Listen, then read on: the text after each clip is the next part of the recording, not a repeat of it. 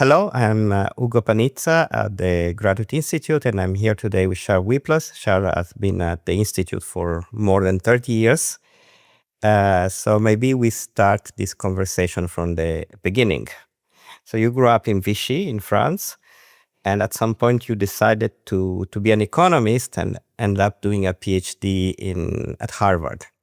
So why did you decide to become an economist? And that was the transition from Vichy to Harvard. How did you get there? Okay. When I was in high school in Vichy, as you said, I was good in math. So after high school, I went into the system to get into engineering school. And when I got into the engineering school, I realized that, in principle, the job that would come after that would be working in a company, building bridges or cars or whatever. And I realized that I wasn't interested. So I started to think about a way of escaping my fate. And I was doing math. That's what knew how to do. So I went into statistics. I did another degree after engineering in statistics. And then somehow by pure luck, I discovered economics. Statistics are used in economics. And I thought it was exactly what I wanted. I wanted to do something that was dealing with real life. What I call real life is social issue, global issues. And I knew economics and I knew mathematics, sorry. And that's what economics is doing. You use math, statistics to think about the kind of things that we think. And I say, well, that's what I want. So I started to read. I got a job as an assistant doing statistics for an economist. So I started to read economics, everything I could find in a total disaster without any training, whatever. And whatever I read, I loved it. It was amazing.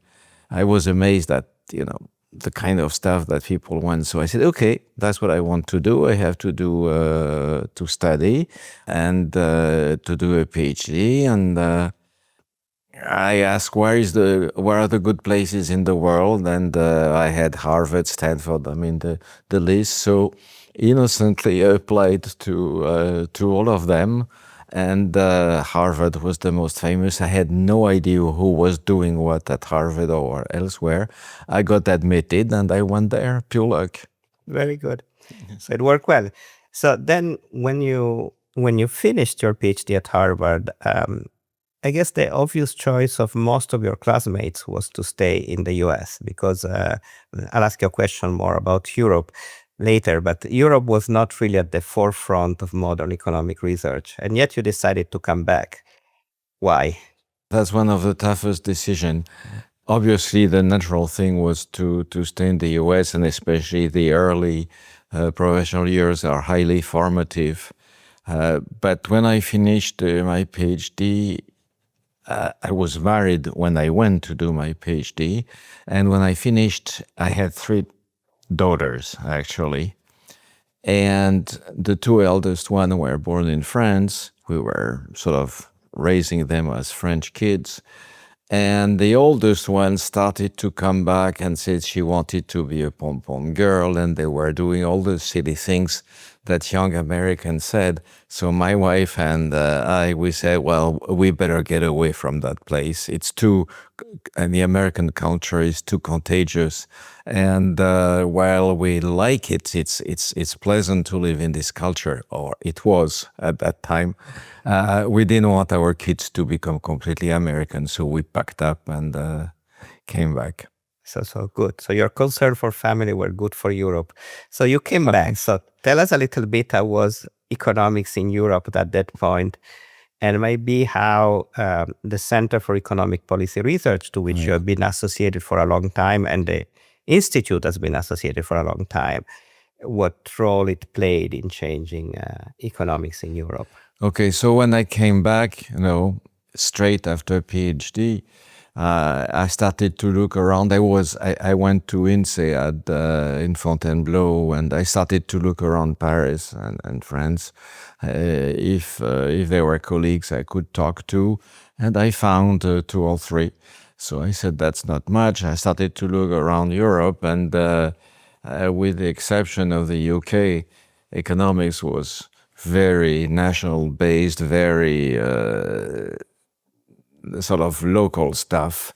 There was German economics, there were Italian economics, and so on and so forth. And none of that was good. I mean, coming from the US, I thought it was old stuff. So it was hard. The way I survived, actually, and goes to your previous question, this was the very beginning of internet.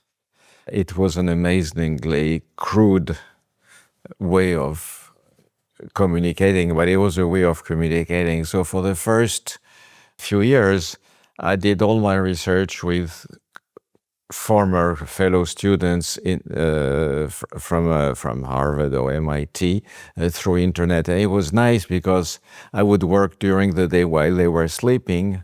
Then I would go to bed and they would work. And in the morning when I woke up, the thing had moved forward and we would spend hours on the telephone. So in a way, and that goes to your first question, I was located in France, but I was working with as if I were in the US, almost as if. So sort of that's the way it happened. Now you ask about CPR. The creation of CPR was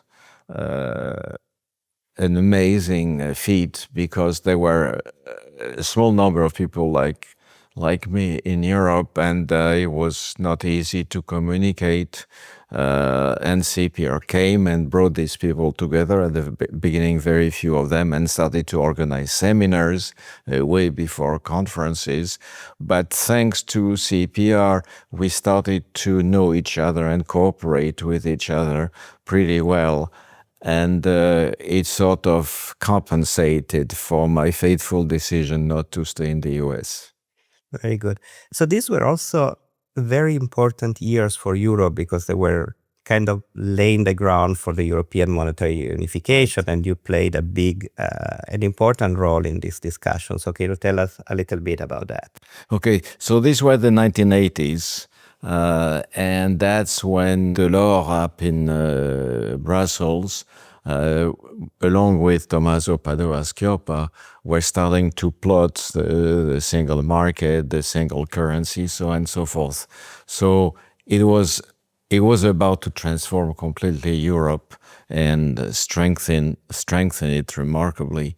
Now, the interesting thing is that essentially Tommaso Padoa-Schioppa was looking for academics to get them involved, to exchange ideas, and so on and so forth. And he was looking for US-trained academists, of which there were very few. So he started to bring us to Brussels, and so we started working together. And that was totally extraordinary. I wasn't working on the single market, that's not my stuff. But on the euro, it was about to happen. We strongly believed that it would happen, and everything had to think through. So it was very exciting at that stage. I was very glad I didn't stay in the US. Just something that makes me think. At some point, Larry Summers, who had been a fellow student, was Deputy Assistant Secretary of Treasury, something like that. And I was in Washington, and he told me, come, I want to talk. So I came. And when I opened the door, he said, tell me, the single currency is not going to happen, right? And I say, you bet it's going to happen, and it's going to be a major success. And he didn't listen to me, of course. He never did.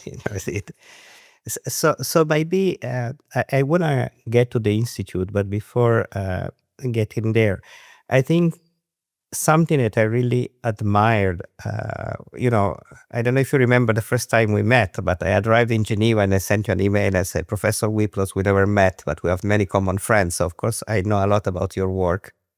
And one thing that I always admired of your work was to write a paper of high quality, but that were important.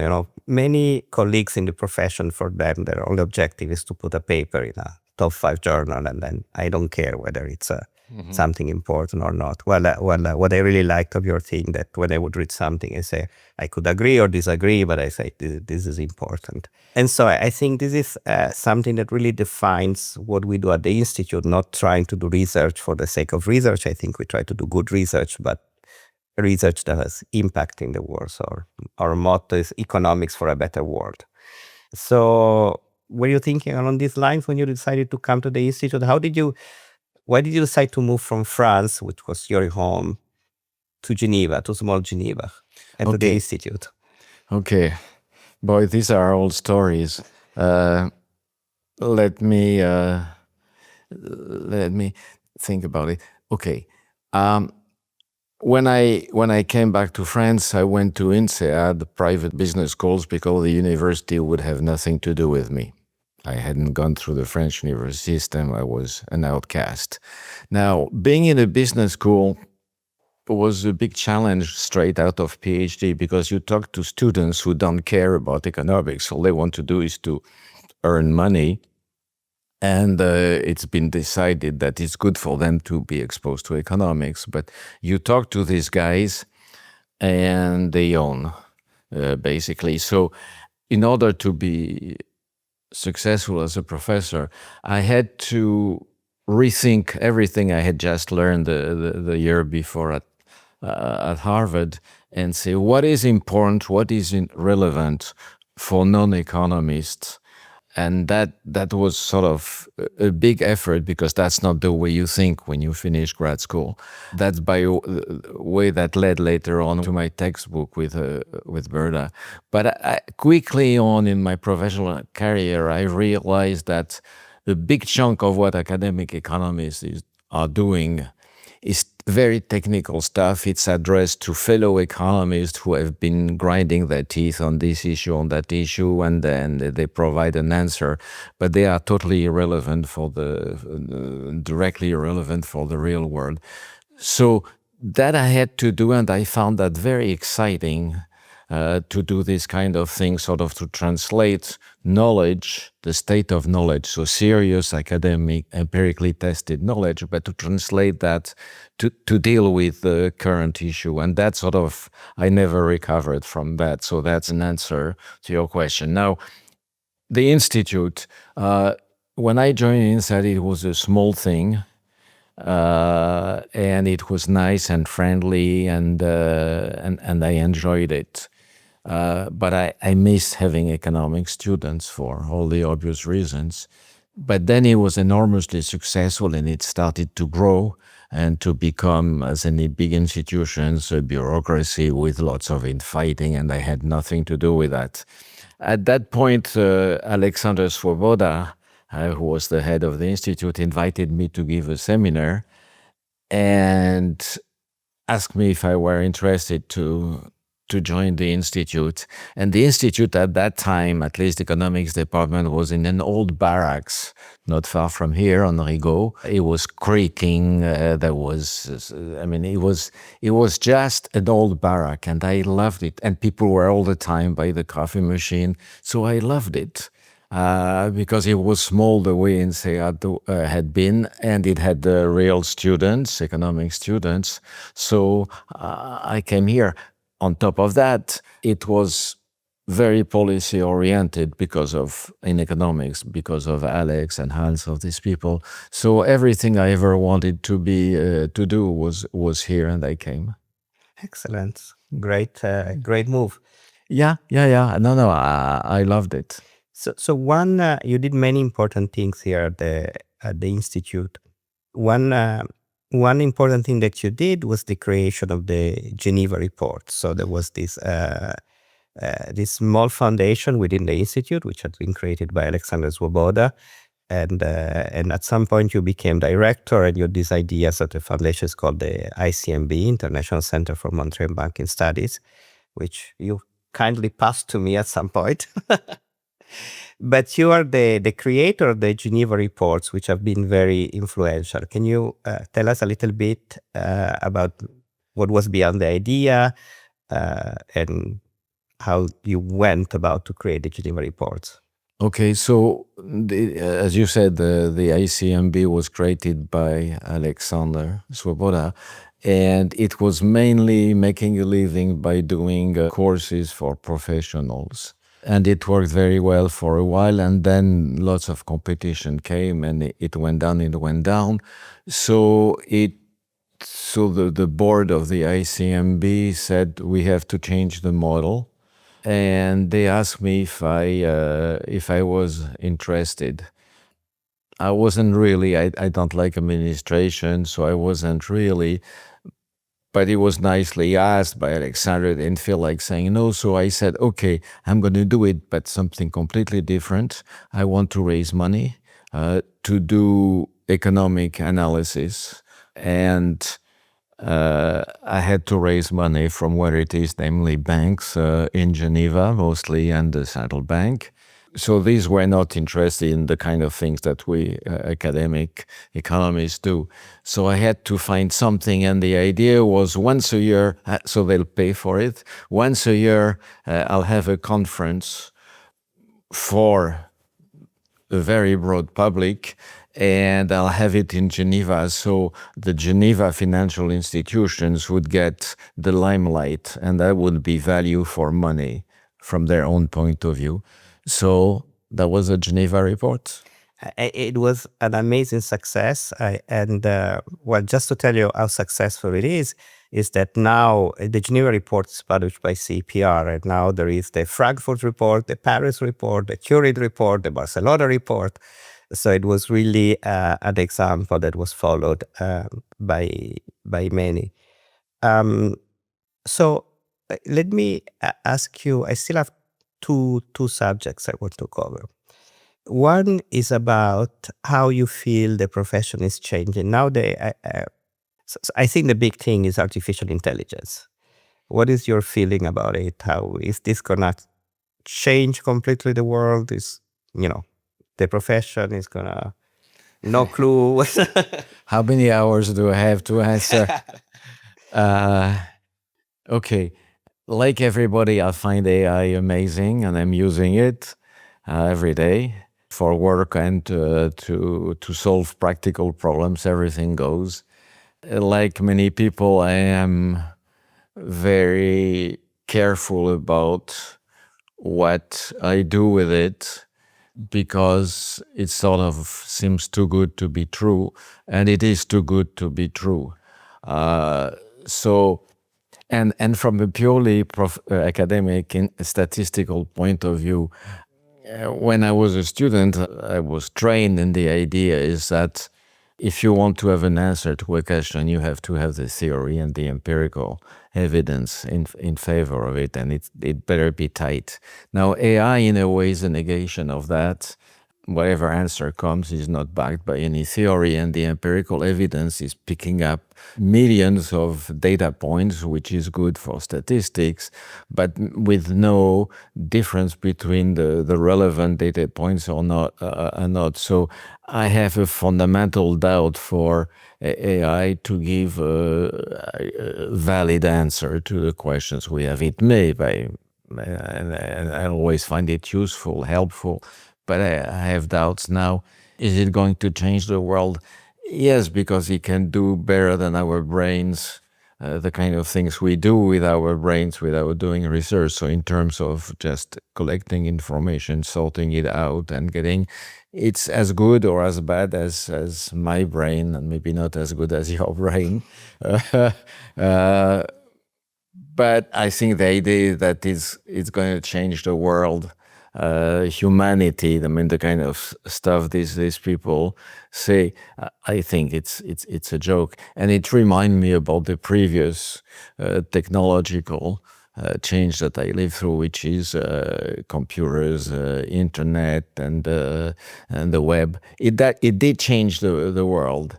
It did have a positive impact, but I mean, it changed the way we live. I spend, and we all spend, huge amount of time on computers or telephones, which are sort of computers now. So we live differently from what we lived before. We don't write letters anymore, and all of these things. We don't even use telephone anymore. So it has changed. the way we operate, but is the world different? Completely no. And so I think that there is a vast exaggeration of what's going to happen with AI. So if you could choose one paper or one piece of work you did, you could keep one, what would be? It's I love it. It's not an academic paper. It's at the time we were working with Paolo Aschiop on the Euro launch. So the Euro had been decided, the D-date had been set, and there was a big debate is when we convert all currencies into the Euro, what exchange rate we will use, and all these bilateral exchange rates. And there were all sorts of things. And with David Begg and Francesco Giavazzi and somebody else, we said, you don't fix it on ex ante. You just announce the date before the official creation of the euro. You'll open the newspaper, look at the exchange rates that are on the market, and that'll be it. So in the idea, instead of guiding the market, beating the market, sort of eventually having negative reaction for the market, we said, you guys do it. And it was adopted. And as far as I understand, it works extremely well. The day after, a number of people were saying this currency is overvalued, this currency is undervalued. But that was always going to be the case, even if smart people would decide. Smart people do make mistake. Then we have PPP. We just wait a few months or years, and everything will be exactly valued. Do you have an intellectual hero? Yes, definitely. And not very originally, it was my thesis advisor, my main thesis advisor. It was Rudy Dornbusch, which died at a pretty young age. I mean, every other day I think about him. His influence has been incredible because, if you go to central banks in Latin America, if you go, besides the academics, Yes. Rogoff and Frankel and all these people, and you go to central banks in Latin America, the IMF, they're all either students of Dorbush or students of students of Dorbush. Yeah, so he's a hero. I cannot say more than that. Simply, let me just give you one example of why he was so important.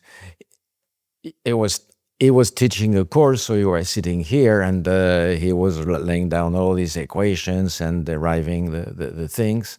And then he would stop, and for the second half of the course, he would report on his last trip to Latin America or to Europe, and started to link his model to what was happening, to the kind of advisory work he was doing. So you were barely still trying to understand the model he taught, and then you saw the relevance of that, and it was totally amazing. And that I never moved away from that. And here we should put a commercial break that Rudy started here at the Institute. That's true. That's true. And when I had this conversation with Alexander, who was his professor, Alexander told me that it was deciding between being an economist and a lawyer. And Alexander was able to steer him towards economics. So that's right. That's right. I think that's another great product of the Institute. That's right. That's right. And two more questions, maybe. One, what keeps you busy today? So retiring is a blessing as a punishment. The punishment is because you don't have to be on a strict sort of timeline. The blessing is that you don't have to be on a strict guideline. So it works in both directions. I don't do academic research anymore because I don't teach. I haven't been forced to read all the stuff. So I wouldn't do it, and I'm bored with it. But I read a lot, what I feel interesting, and sort of expand it. When I was sort of regular researcher, I was trying to read everything in my field, and I knew nothing about other fields. Now I'm interested in lots of things, so I read them and less in my field. So that's a big part of my chunk. I talk to people. I write in reviews, in newspapers, things like that. It's sort of spreading the economic wisdom. And finally, last but not least, I am preparing a book which is again pretty wide. With my friend Francesco Giavazzi, we wrote our first paper together, and I like the idea that my last big piece of work will be sort of closing the circle with him. And what we are trying to do is to explain why things are going so bad from an economic point of view in Europe. So we dedicated, both him and me, our careers to European integration, and we are very worried about what's going on, and it's really what is not going on, and we are trying to build an interpretation of that and maybe come up with a few good ideas right and left.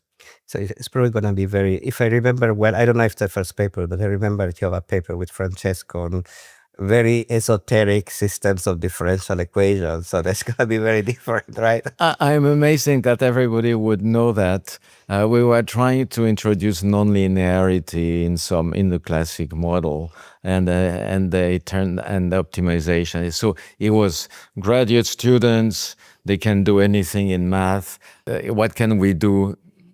Very difficult next, and that's what we did. Not the best paper. Well, I'm amazed you ever heard about it. yeah, I knew, of course. So let me conclude with the last question. So let's suppose that one of your grandchildren comes to you and say, "Grandpa, I want to become an economist," or any young person want to become an economist. What type of advice would you give to them? My grandchildren, many of them have already chosen their profession, so they won't be economists. I guess I would tell them what Rudy Dornbusch told me. He said, "Go for the low-hanging fruits." So if you're going to try to innovate, you have to come up with an idea that people haven't explored before. Because if the idea is sound, whatever you do is going to be one of the early contribution, and everything will derive from it. Whereas if you take a topic which has just been dealt with in 1,000 publication, adding one more publication of that is not going to change anything. So that was the low-hanging fruit, and I've always thought about it, and that's what I've been telling my students, and I would tell your grandchildren if you want, that don't try to add one comma to a book. Try to open a new book. Very good. Thank you, Charles. Thank you, Hugo, and it's a pleasure to be back here, and it's a pleasure to acknowledge that you've taken over the ICMB and the Geneva report, and it's going from good to excellent. Thanks.